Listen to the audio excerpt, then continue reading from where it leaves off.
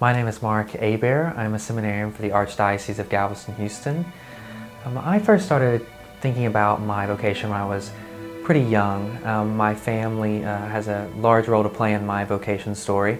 I started first thinking about becoming a priest probably seriously when I was in middle school. My parents and my parish priest, my local parish priest, always told me that I was going to probably be a priest one day, but I didn't quite believe them.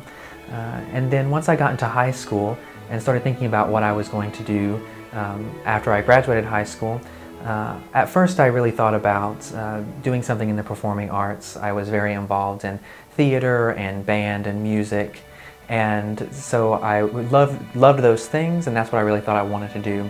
But after a couple years in high school, getting towards the end of graduation, I really started to seriously think about where God was calling me in my life and where He wanted me to be and to serve Him.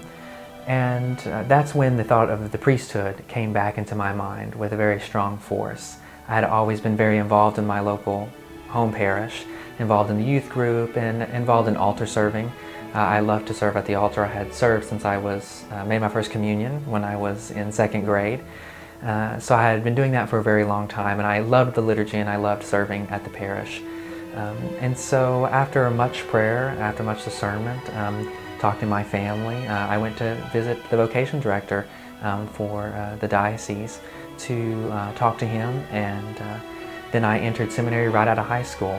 I went to Holy Trinity Seminary in Dallas, Texas for 2 years there and to study philosophy. I loved philosophy, and I was then transferred to study philosophy at the Seminary in Washington, D.C.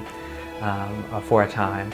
And then I was also sent to Rome to study, and now I'm here at St. Mary's Seminary in Houston studying theology. My time in seminary has been wonderful. I love some things that I love. I love studying theology. I love studying philosophy.